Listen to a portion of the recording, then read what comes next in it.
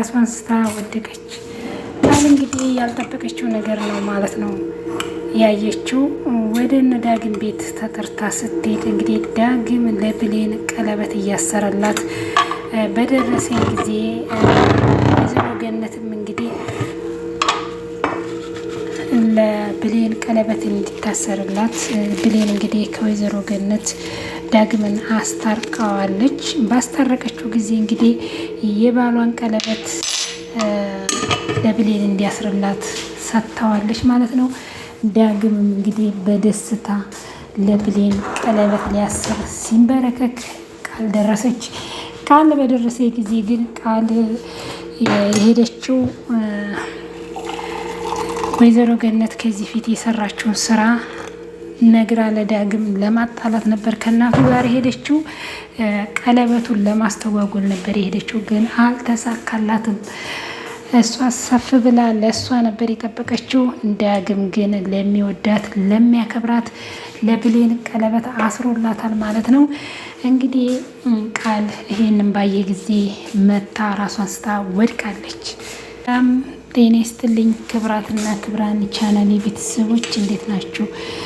ለመስገን ውድ ቤተሰቦች ዛሬም ተወዳጁ በሆነ በድራማ መጥቻለሁ። ቪዲዮን ከወደዳችሁት ሼር ላይክ እያደረጋችሁ ቤተሰብ ያልሆናችሁ ቤተሰብ ሆኖ አስተያየታችሁን በኮሜንት አስቀምጡልኝ ብዬ በአክብሮት ጠይቃለሁ። እንግዲህ አቶ በኃይሉ ከወይዘሮ ሰላም የባሰ ጥል ውስጥ ገብቷል ማለት ነው። አቶ በኃይሉም እንግዲህ ከወይዘሮ ሰላም ከዚህ ፊት እንግዲህ ወንድሜ አይደለም ብላ አብረው ነበረ።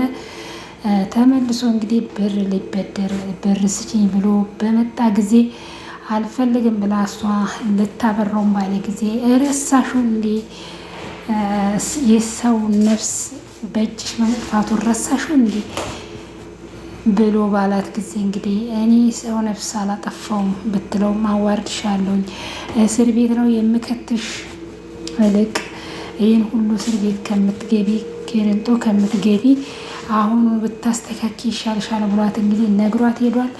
እሷም እንግዲህ የሰው ነፍስ አጠፋው እያለች እንግዲህ አረግ ቁጭ ብላ ደጅ ባለችበት ጊዜ ወይዘሮ ሰላምም እንግዲህ ራሷን ስታ ወድቃለች ማለት ነው። አረግ እንግዲህ ነፍስ ስዘራ ወደ ቤት አስገብታታለች እና እንግዲህ ከባድ ችግር ነው የገጠማት ማለት ነው። እንግዲህ በኃይሉ ሊተዋት አልቻለ። አንቺም ወንድሜ አይደለም ብለሽኛል አይደል? እኔም ከእንግዲህ ወዲህ እህቴ አይደለሽም፣ አንቺ ነፍሰ ገዳይ ነሽ ብሏት እንግዲህ ተናግሯት ሄዷል ማለት ነው። እንግዲህ ወይዘሮ አረግም ቃል ገብታላታለች ልታስታማት ከጎኗ ልትሆን ሁሉን ነገር ቃል ገብታላታለች። እሷም እንግዲህ ታማ ተኝታለች። አቶ በኃይሉ እንግዲህ መቼ ቢሆን ከእሷ ላይ አይወርድም። እንግዲህ ወይዘሮ ሰላም እንግዲህ ሁሉም ነው የሚጫወትባት። ቃል በዚህ ትጫወትባታለች፣ በኃይሉ በዚህ። እንግዲህ ወይዘሮ ገነትም አንቺ ከመበጥበጭ ውጭ ምንም ሰላም አሰችም፣ ውጭልኝ ከቤቴ ብላ እንግዲህ ቃልን አዋርዳታ አውጥታታለች ማለት ነው።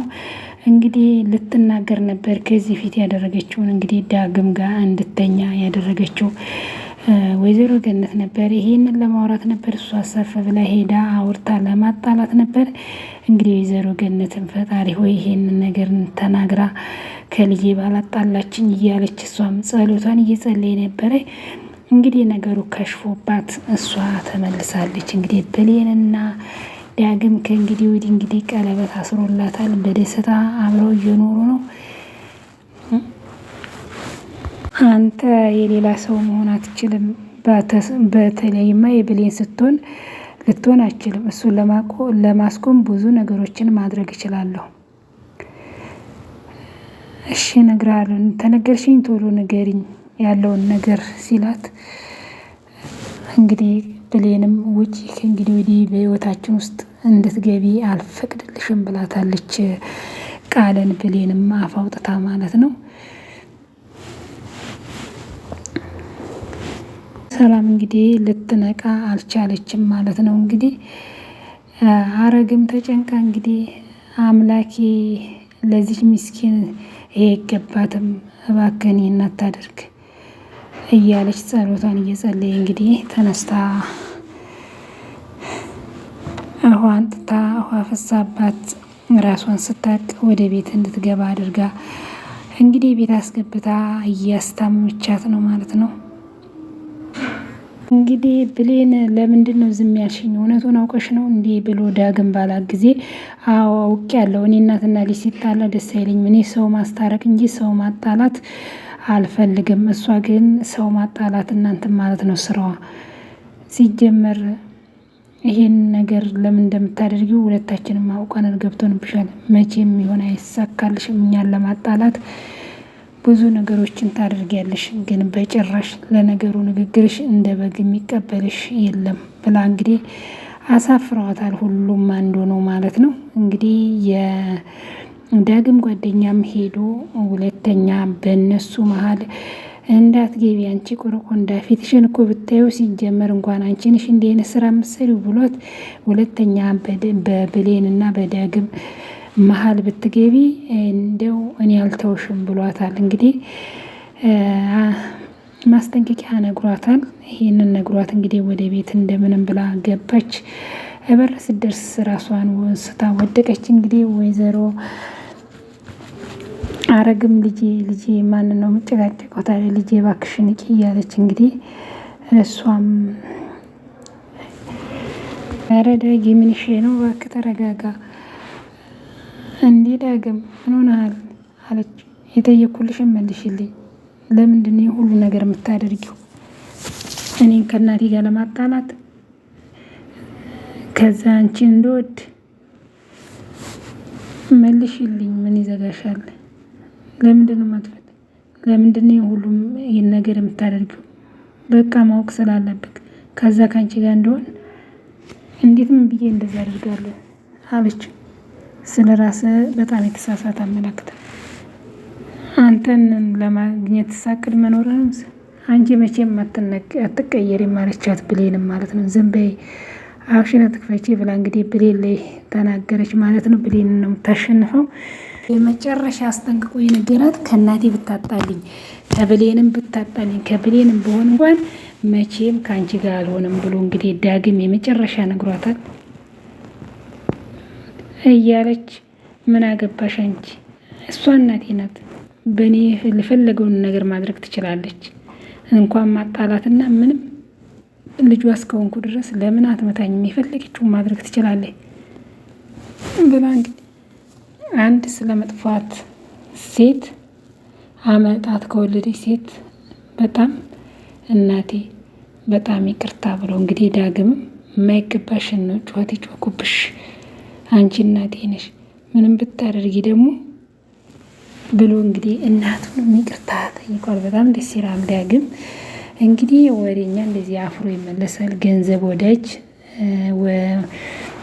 ሰው ማጣላት የታባሽ የሴጣን ስራሽ ከሸፈብሽ አለ ብሌን። በዚህ ጋር በጣም የተደሰተችው እንደፈለጉ እንዲያጀጁ ልፈቅድክላቸው አለችው። እንደ ካንተ ጭራሽ ይቅርታ ጠይቀ እናትና እናቱንም ለማለየት ማለት ነው። የሆነ ጅል ነክ። እኔ ስለ ነገሩ ምን አገባኝ፣ ፈረስ ይጫናል እንጂ አይዋጋም ብላል ተርታለ ማለት ተናግረሽ ሞተሻል፣ አንቺን ደግሞ በማገኝሽ አገኝሻለሁ ብላ እንግዲህ በብሌን ፎክራባታለች ማለት ነው። እናቴ ቆያል። ዳግም ደግሞ መጀመሪያ አጓጓትና ማለት ነው እንደኔስ እንደምትጨነቂ ያውቃለሁ። ቃል አንቺ ጥሩ ሰው ነሽ፣ የኔ ደስታ ያስደስትሻል ብዬ አስባለሁ። በሚገባ ዳጊ፣ እኔ ከአንተ ደስታ ውጭ ምንም አለችው። እንግዲህ እውነት መስሎት በዚህ ጊዜ እንግዲህ ብሌንም ደነገጠች፣ እናቲቱም ደነገጡ፣ ግራ ገባቸው ማለት ነው። እሱ ግን መሀል ላይ አዋግቷት በመጨረሻ ቃል ትክክለኛ ደስታዬን ማግኘት እፈልጋለሁ ብሎ እንግዲህ ቀለበቱን ይዞ ትክክለኛ ነገር የውሽታ ደስታ አያስፈልግም። ዳግም ምን ሆኖ ነው ብላ ብሌንም እናቲቷም ደነገጠ። ልጄ ምን ሆናል? እናቲቱ የውሸት ደስታ ጥዬ እውነተኛ ደስታ ማግኘት አለብኝ። ምን እንደሆነ የኔ እውነተኛ ደስታ ይሄ ነው ብሎ ቀለበቱን አሳያት።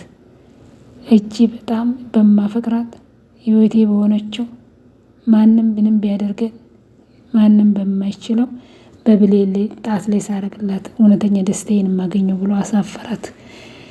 እንግዲህ ቃል ምን ትመልስ? የምርህን ነው አለችው። የምር ከፍቅር የበለጠ እውነተኛ ደስታ የለም። የእኔ ፍቅር ደግሞ ብሌን እንደሆነ አንቺን በደንብ ታውቂያለሽ። ለእሷ ቀለበትን ማድረግ ምንም ደስታ እውነተኛ ደስታ ከዚህ በለጥ ምን አለ አላት። ውሸታም ካልሆንሽ ተቀር መቼም ከዚህ በላይ ደስታ የለም አላት። ቃል በፍጹም እንዳታለቅሽ፣ ምን ያህል ልብሽን ቢሰበር በጠላቶችሽ ፊት እንዳታለቅሽ እያለች ራሷን ታጽናና ጀመር። አንቺ ጠንካራ ሴት ነሽ አለኝ። በፍጹም እንዳታለቅሽ አለኝ እና ይሄን ልነግር ነው ግን ቆይ ያልከኝ አለችው።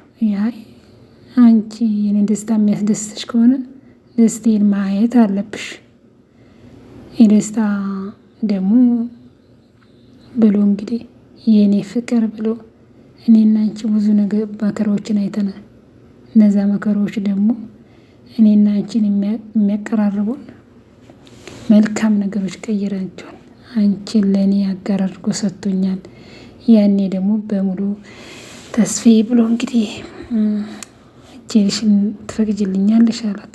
የፈጣሪን ፍላጎት እናሳካላት። ብሌንም እንግዲህ መልሷ እናቲቷን በደስታ አለቀሰች። ደስ አላት። የባሏን ቀለበት ነው እንግዲህ ለምትወደው ለአንድ ልጇ የሰጠችው። ዳግም እውነቱን እያወክ ለምንድነው 10 ትጠይቀኛለህ? በቃ ዝም ብላ አድርግ ብለዋለች። እንግዲህ በደስታ በጭፈራ በእልልታ እንግዲህ ቀለበት ታስሯል። ደስታው እናቲቱን በጣም ደስ አላት። መልካም ጓደኛ እንግዲህ የዳግ ጓደኛ ከዚህ ፊት እንትናም ሳሚ መቶት ውቃቢ እንዳለው ወይ ብላ እንግዲህ ቃል ጮኸ ጥላቸው ወጣኝ ማለት ነው። አስጨዋት ሁሉም ለነቀጡ። እነሱ እንግዲህ በደስታ ሙዚቃቸውን ከፍተው እንግዲህ በጣም በደስታ ሰርጉን እንግዲህ ለሰርጉ ያድርሰን። ብሌን እንግዲህ መልካም ጋብቻ ብለናል። ብሌን መልካም ሰው ናት። ዳጊን ከእናቷ አስታረቀች። ብዙ መከራዎችን ብዙ ፈተናዎችን አሳልፋ ነው እነዚህ የደረሰችው። በዳጊና በእሷ በዳግምና በእሷ ላይ ብዙ ነገሮች መጥተውባታል። ያንን ነገሮች ግን